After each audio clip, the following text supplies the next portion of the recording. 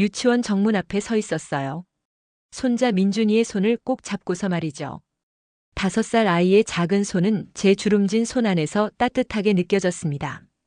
주변에는 다른 엄마들이 아이들을 데리러 와 있었고 그들의 시선이 제게 향하는 것이 느껴졌어요. 68배 할머니가 손주를 키우고 있다는 사실이 그렇게 신기한 걸까요? 아니면 불쌍하다고 생각하는 걸까요? 하지만 저는 행복했습니다. 정말로 행복했어요. 민준이가 제 손을 잡아당기며 말했죠. 할머니, 나 오늘 그림 그렸어요. 선생님이 잘 그렸다고 칭찬했어요. 아이의 목소리는 맑고 또렷했습니다. 그 순간 가슴이 뜨거워지는 것을 느꼈어요. 이런 작은 순간들이 제게는 세상 무엇과도 바꿀 수 없는 보물이었거든요. 3년 전만 해도 상상도 못했던 일이었습니다. 그때 저는 텅 빈 집에서 하루하루를 보내고 있었어요. 아들 재훈이는 미국에서 사업을 하며 잘 지내고 있었고 며느리 수진이는 늘 바빴죠.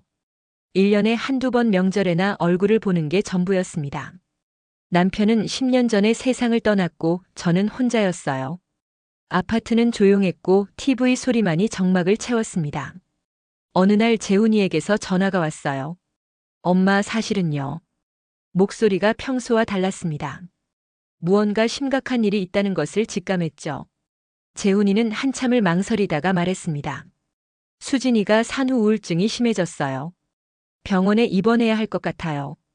그리고 저는 지금 회사 프로젝트 때문에 한국에 갈 수가 없어요. 그 순간 가슴이 철렁 내려앉았습니다. 며느리가 아프다니요. 그리고 이제 겨우 돌이 된 민준이는 누가 돌보나요? 재훈아, 민준이는 어떡하니? 제가 물었을 때 아들은 한숨을 쉬었어요. 그래서 엄마께 부탁드리려고요. 민준이를 좀 맡아주실 수 있으세요? 몇 개월만요. 몇 개월이라는 말이 귀에 들어왔습니다. 65의 나이에 돌진한 아기를 키우라는 거였죠. 하지만 선택의 여지가 없었어요. 손주를 어린이집에 맡길 수도 없는 상황이었고 제가 아니면 민준이를 돌볼 사람이 없었습니다. 알았다, 민준이 데려와. 제가 대답했을 때 목소리는 떨리고 있었어요. 일주일 후 민준이가 왔습니다. 공항에서 재훈이가 아이를 안고 나타났을 때 민준이는 울고 있었어요. 낯선 곳에서 낯선 사람들 틈에 있는 것이 무서웠을 겁니다. 재훈이는 급하게 말했죠. 엄마, 죄송해요. 정말 죄송해요. 제가 더 나은 아버지가 되지 못해서요. 그리고는 서둘러 다시 미국행 비행기를 타야 한다며 떠났습니다. 민준이를 안았을 때 아이는 계속 울었어요. 엄마를 찾으며 울부짖었죠. 하지만 엄마는 병원에 있었고 아빠는 비행기에 올라타 있었습니다. 저는 민준이를 달래며 집으로 돌아왔어요. 아이의 무게가 제 팔에 묵직하게 느껴졌습니다. 첫날 밤은 악몽 같았어요. 민준이는 밤새 울었고 저는 한숨도 자지 못했습니다. 아이는 낯선 환경이 무서웠고 엄마가 그리웠을 거예요. 저도 어찌할 바를 몰랐죠. 돌진한 아기를 돌본 지가 30년도 넘었으니까요. 기저귀를 갈고 분유를 타고 재우는 것 모두가 낯설었습니다. 다음 날 아침 거울을 봤을 때 제 모습에 깜짝 놀랐어요. 눈 밑에는 시커먼 다크서클이 생겼고 머리는 산발이었습니다. 65의 몸으로 돌진한 아기를 돌보는 것은 생각보다 훨씬 힘든 일이었어요. 허리는 아팠고 무릎도 시큰거렸죠. 민준이는 낮에도 자주 울었습니다. 엄마를 찾으며 울고 밤에는 악몽을 꾸는지 비명을 지르며 깼어요. 저는 그때마다 아이를 안아주고 달래주었습니다. 괜찮아, 민준아. 할머니가 여기 있어. 엄마는 곧 올 거야. 하지만 제 목소리도 확신이 없었죠. 일주일이 지나고 2주일이 지났습니다. 민준이는 여전히 울었고 저는 점점 지쳐갔어요. 허리 통증은 심해졌고 밤마다 진통제를 먹어야 했습니다. 친구들에게 전화가 왔을 때 저는 만날 수가 없었어요. 민준이를 맡길 곳이 없었거든요. 한 달이 지났을 때 재훈이에게서 전화가 왔습니다. 엄마, 수진이 상태가 생각보다 심각해요. 더 오래 입원해야 할 것 같아요. 그리고 저도 프로젝트가 늦어지고 있어서요. 몇 개월만 더 부탁드려도 될까요? 아들의 목소리는 지쳐 있었어요. 몇 개월이 또 몇 개월이 되는 거였습니다. 하지만 뭐라고 할 수가 없었어요. 손주를 어쩌겠어요. 알았다. 제가 대답했을 때 한숨이 나왔습니다. 2달째 되던 어느 날 민준이가 처음으로 제게 웃어주었어요. 제가 깍꿍 놀이를 해줬을 때였습니다. 아이의 작은 입에서 깔깔거리는 웃음소리가 나왔고 그 순간 제 가슴이 따뜻해지는 것을 느꼈어요. 아, 이런 거구나. 이렇게 작은 웃음 하나가 이렇게 큰 행복을 줄 수 있구나. 그때 깨달았습니다. 민준이는 천천히 저에게 적응해 갔어요. 처음에는 엄마를 찾으며 울던 아이가 이제는 할머니를 찾았습니다.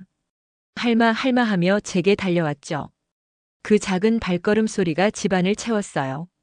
텅 비어있던 집이 이제는 아이의 웃음소리로 가득했습니다. 3달째 민준이는 말을 배우기 시작했어요. 할마, 빠, 엄마, 맘마.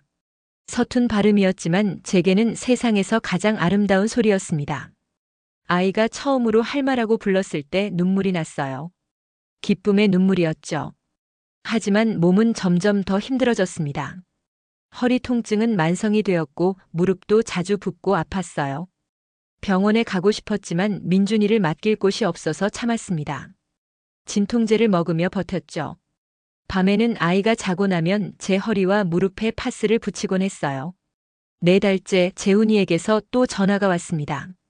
엄마, 수진이가 퇴원은 했는데요. 아직 완전히 회복되지 않았어요. 그리고 제가 사업 확장을 하게 됐어요. 1년만 더 민준이를 맡아주실 수 있으세요? 아들의 말에 귀를 의심했어요. 1년이요? 재훈아, 엄마도 이제 나이가 있어. 허리도 아프고 무릎도 아파. 제가 말했을 때 목소리에 피로가 묻어났습니다. 하지만 재훈이는 대답했죠. 엄마 죄송해요. 정말 죄송해요. 하지만 지금은 제가 어쩔 수가 없어요. 1년만 더요. 그리고는 전화를 끊었습니다. 그날 밤 민준이를 재우고 나서 혼자 울었어요. 거실 소파에 앉아서 한참을 울었습니다. 왜 이렇게 힘든 걸까요? 왜 제 노년은 이렇게 외롭고 힘든 걸까요? 하지만 옆방에서 민준이의 고른 숨소리가 들려왔어요. 그 소리를 듣자 마음이 조금 진정되었습니다. 5달째 민준이는 걷기 시작했어요. 비틀비틀 걸어오는 아이를 보면서 웃음이 났습니다. 세상에서 가장 사랑스러운 모습이었죠. 민준이는 제게 걸어와서 안겼어요. 할마 좋아. 아이가 말했을 때 가슴이 뭉클했습니다. 6달째 아이는 제 말을 알아듣기 시작했어요. 민준아, 밥 먹자. 민준아, 자자. 민준아, 산책 가자. 제 말에 아이는 고개를 끄덕이거나 손을 흔들었습니다. 우리는 서로를 이해하기 시작했어요. 7달째 처음으로 민준이를 유치원에 보냈습니다. 아이는 울지 않았어요. 할마, 다녀올게. 씩씩하게 말하는 민준이를 보면서 뿌듯했습니다. 하지만 집에 돌아오니 너무 조용했어요. 아이가 없는 집은 다시 텅 비어 보였죠. 8달째 민준이가 유치원에서 상을 받았어요. 그림 그리기 대회에서 은상을 받았다고 했습니다. 선생님이 전화를 주셨죠. 할머니, 민준이가 정말 그림을 잘 그려요. 재능이 있는 것 같아요. 선생님의 말에 가슴이 벅찼습니다. 9달째 민준이의 생일이었어요. 3살이 된 아이를 위해 작은 파티를 준비했습니다. 케이크를 사고 풍선을 불고 선물도 준비했죠. 민준이는 행복해했어요. 할마 고마워요. 아이의 말에 눈물이 났습니다. 10달째 재훈이가 잠깐 한국에 왔어요. 일주일 동안만 머물렀지만 민준이는 아빠를 만나서 기뻐했습니다. 하지만 재훈이가 떠나던 날 민준이는 울었어요. 아빠 가지마. 아이의 울음소리가 가슴을 찔렀습니다. 11달째 수진이에게서 처음으로 전화가 왔어요. 어머니 죄송해요. 제가 엄마 노릇을 못해서요. 민준이 잘 지내나요? 며느리의 목소리는 죄책감으로 가득 차 있었습니다. 걱정 마. 민준이 잘 지내고 있어. 제가 대답했을 때 목소리는 따뜻했어요. 1년이 지났습니다. 재훈이가 또 전화를 했어요. 엄마 죄송한데요. 조금만 더 부탁드려도 될까요? 수진이가 아직 완전히 회복되지 않았어요.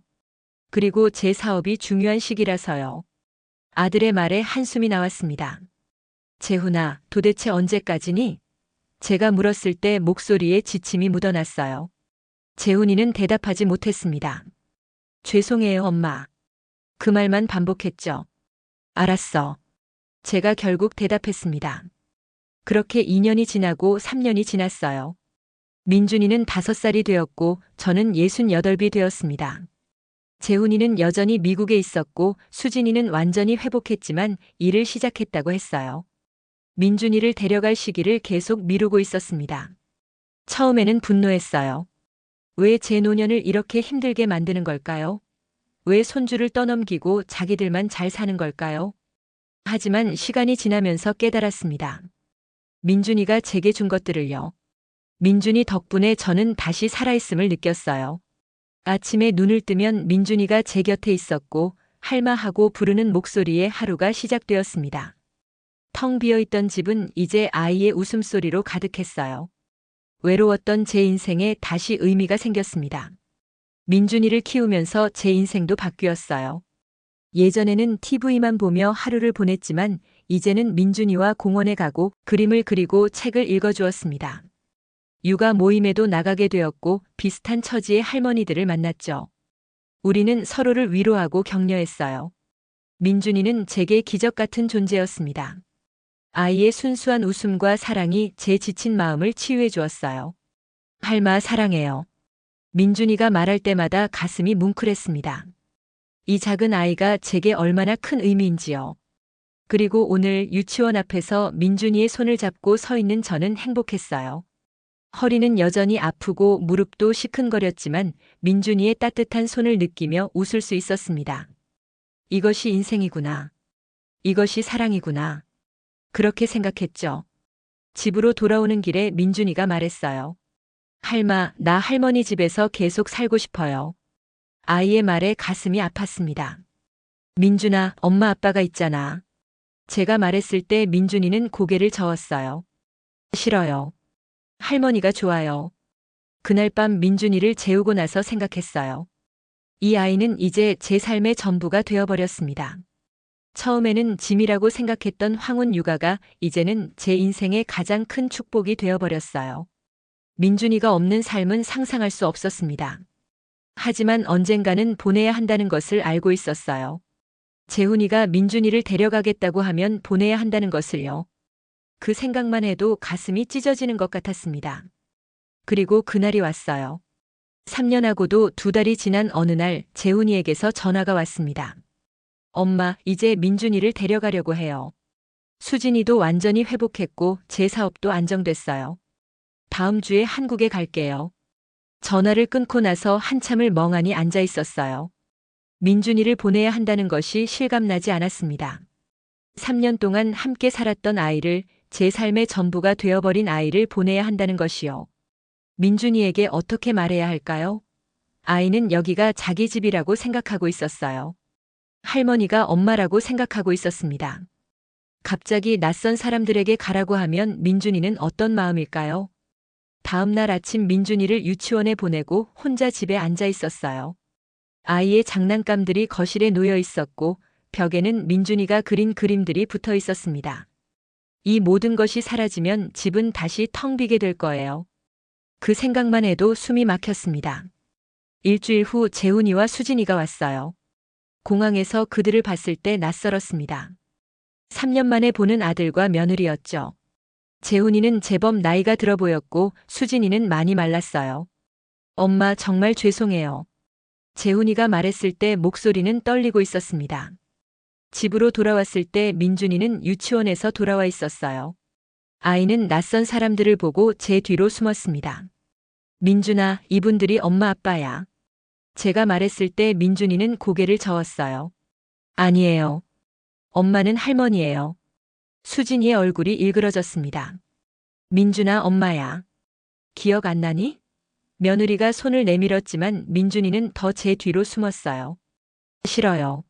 할머니가요. 아이의 말에 수진이는 울음을 터뜨렸습니다.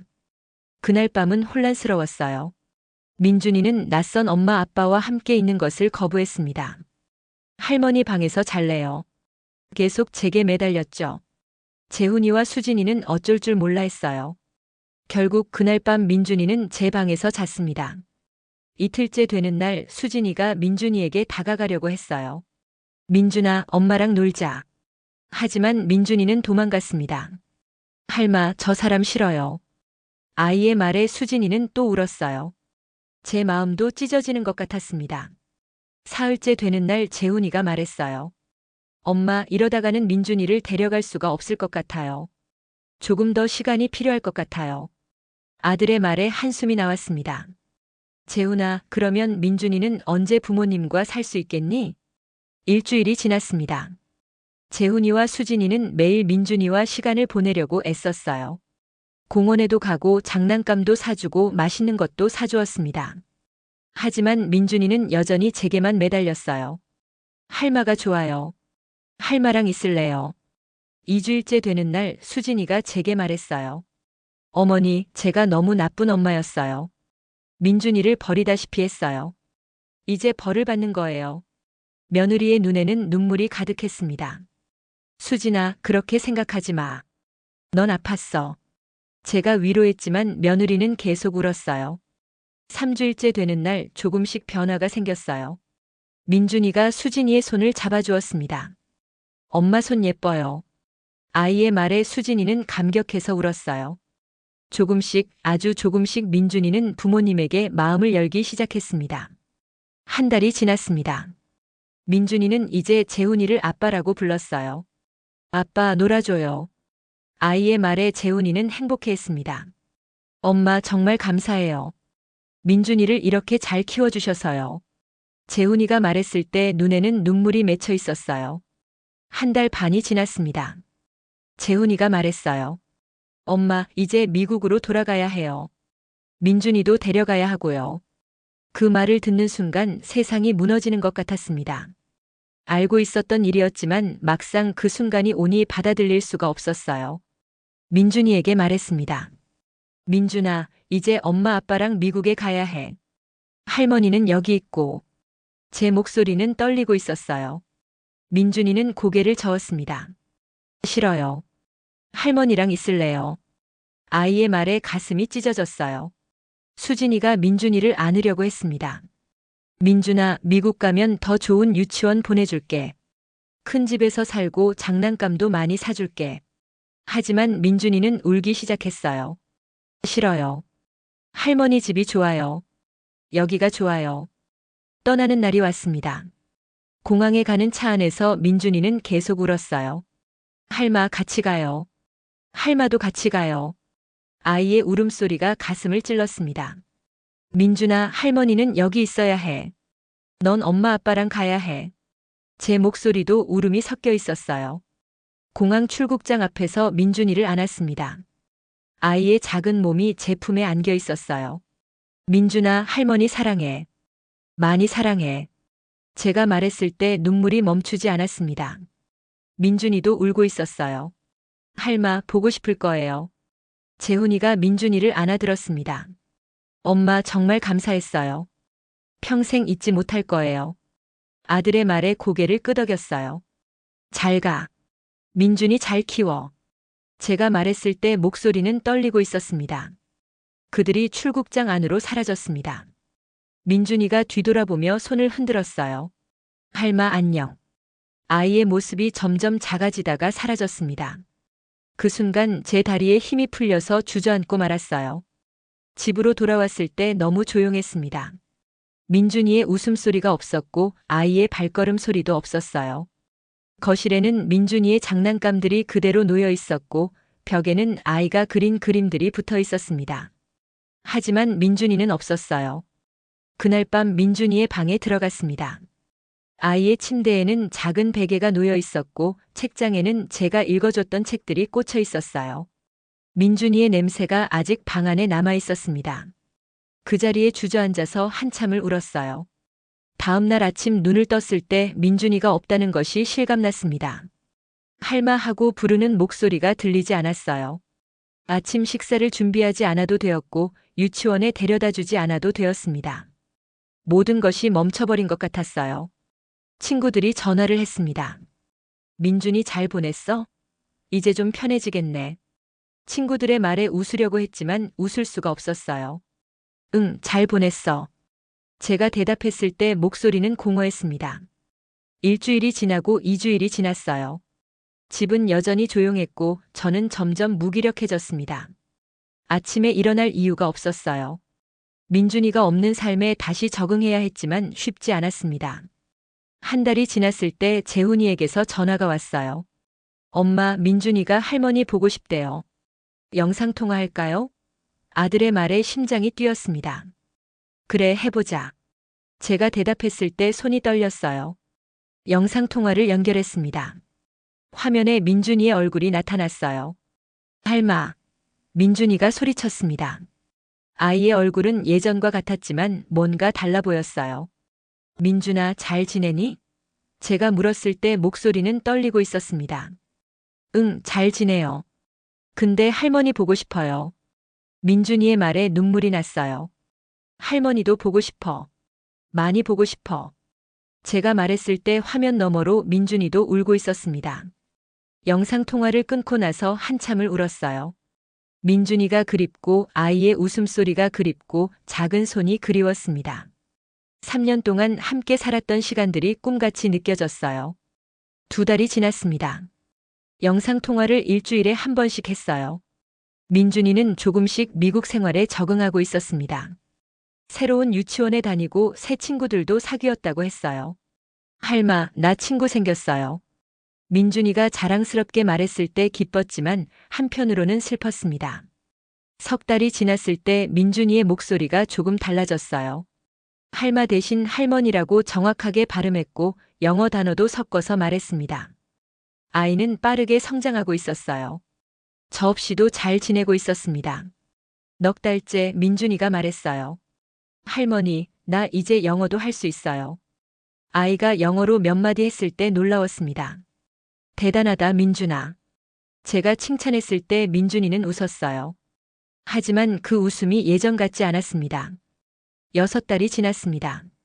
영상통화 횟수가 줄어들었어요. 한 달에 한두 번 정도만 통화했습니다. 민준이는 바빴어요. 유치원 활동도 많고 친구들과 놀 시간도 필요했죠. 할머니, 나 지금 바빠요. 다음에 통화해요. 민준이의 말에 쓸쓸했습니다. 1년이 지났어요. 민준이는 이제 6살이 되었습니다. 생일날 영상통화를 했을 때 민준이는 케이크를 보여줬어요. 할머니, 엄마가 케이크 만들어줬어요. 아이의 말에 웃었지만 가슴은 아팠습니다. 1년 반이 지났습니다. 민준이는 점점 저를 잊어가는 것 같았어요. 영상통화를 해도 할 말이 별로 없었고 금방 끊고 싶어 했습니다. 할머니, 나 숙제해야 해요. 아이의 말에 알았어 하고 끊었습니다. 2년이 지났어요. 재훈이에게서 전화가 왔습니다. 엄마, 올해 여름 휴가 때 한국 갈게요. 민준이도 데리고요. 아들의 말에 가슴이 뛰었어요. 정말? 언제? 제가 물었을 때 목소리는 떨리고 있었습니다. 여름 휴가가 왔습니다. 공항에 나갔을 때 떨렸어요. 2년 만에 민준이를 만나는 거였습니다. 출국장에서 재훈이 가족이 나왔을 때 민준이를 찾았어요. 그런데 민준이가 보이지 않았습니다. 저기 키가 큰 아이가 민준이었어요. 2년 사이에 민준이는 많이 자라 있었습니다. 7살이 된 아이는 제법 의젓해 보였어요. 민준아. 제가 불렀을 때 민준이가 돌아봤습니다. 할머니. 민준이가 달려왔어요. 아이를 안았을 때 눈물이 났습니다. 민준아, 많이 컸네. 제가 말했을 때 민준이도 웃었어요. 할머니, 보고 싶었어요. 아이의 말에 더 세게 안아주었습니다. 집으로 돌아왔을 때 민준이는 신기해했어요. 제 방이다. 제 장난감이다. 아이는 예전에 놀던 장난감들을 꺼내며 즐거워했습니다. 하지만 뭔가 달라 보였어요. 예전의 민준이가 아니었습니다. 2년 동안 민준이는 완전히 다른 아이가 되어 있었어요. 영어를 더 잘했고 미국식 행동을 했습니다. 할머니 대신 그랜마라고 부르기도 했어요. 그 모습이 낯설었습니다. 일주일 동안 함께 시간을 보냈습니다.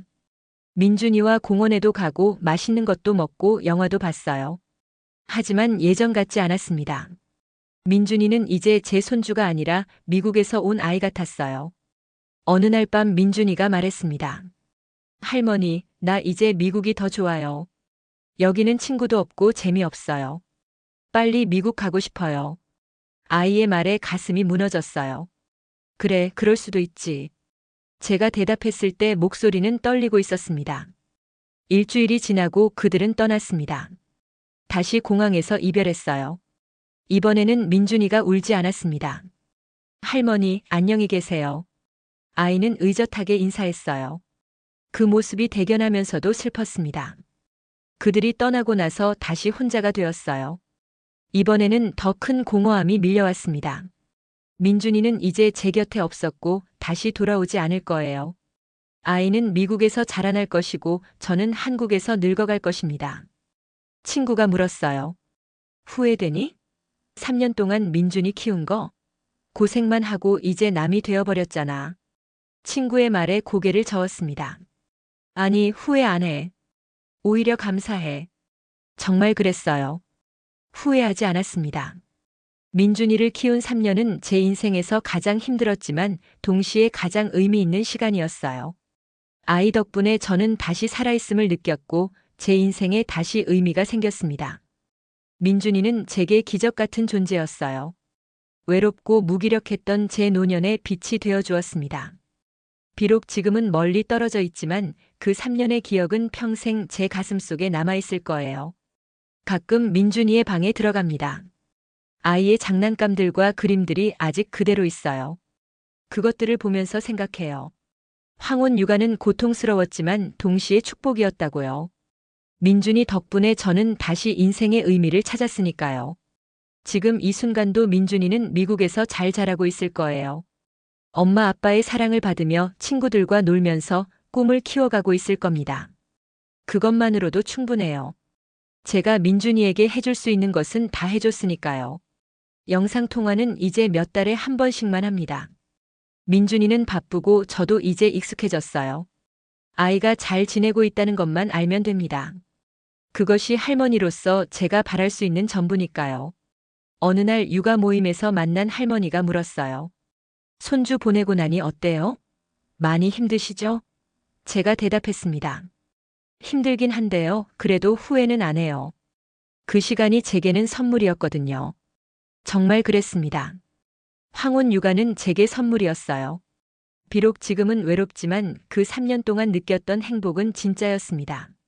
민준이의 웃음소리, 작은 손, 할마 하고 부르던 목소리, 그 모든 것이 제 가슴속에 살아있어요. 저는 68입니다. 이제 노년의 한가운데에 있어요. 앞으로 얼마나 더 살지 모르겠지만 한 가지는 확실합니다. 제 인생에서 가장 소중했던 시간은 민준이와 함께했던 그 3년이었다는 것을요. 민준이 덕분에 저는 다시 인생의 의미를 찾았습니다. 단순히 늙어가는 것이 아니라 누군가에게 필요한 사람이 되는 것, 사랑을 주고받는 것, 그것이 인생의 진짜 의미라는 것을 깨달았어요. 지금도 가끔 민준이가 그립습니다. 아이의 웃음소리가 들리는 것 같고 작은 발걸음 소리가 들리는 것 같아요. 하지만 슬프지 않습니다. 그 기억들이 제게 힘을 주거든요. 황혼 육아는 기적이었습니다. 힘들고 고통스러웠지만 동시에 제 인생을 바꿔놓은 기적이었어요. 민준이가 없었다면 저는 여전히 텅 빈 집에서 무기력하게 하루하루를 보내고 있었을 겁니다. 이제 저는 다른 할머니들에게 말합니다. 손주 육아가 힘들어도 포기하지 마세요. 그 시간은 고통이지만 동시에 축복이에요. 아이들은 우리에게 다시 살아갈 이유를 주거든요. 민준이는 이제 제 곁에 없습니다. 하지만 제 가슴 속에는 영원히 살아있어요. 그 3년 동안의 기억은 제가 죽는 날까지 간직할 거예요. 황혼 육아의 기적, 그것이 제 인생의 마지막 선물이었습니다. 오늘도 민준이의 방문을 열어봅니다. 아이의 장난감을 만져보고 그림을 바라봐요. 그리고 생각합니다. 고마워, 민준아. 할머니에게 인생의 의미를 다시 찾게 해줘서. 정말 고마워. 그렇게 중얼거리면서 미소 짓습니다. 인생은 참 신기합니다. 가장 힘들었던 시간이 가장 소중한 시간이 될 수 있다는 것을요. 황혼 육아가 그랬어요. 고통스러웠지만 동시에 제 인생에서 가장 빛나는 시간이었습니다. 민준이가 미국에서 행복하게 자라나기를 바랍니다. 그리고 언젠가 크면 알아주기를 바라요. 할머니가 얼마나 민준이를 사랑했는지, 그 3년이 할머니에게 얼마나 소중한 시간이었는지를요. 이것이 제 이야기입니다. 황혼 육아의 기적, 손주 덕분에 다시 찾은 인생의 의미. 비록 지금은 혼자지만 후회하지 않아요. 오히려 감사합니다. 민준이가 제 인생에 와줘서 제게 다시 살아갈 이유를 줘서 말이에요.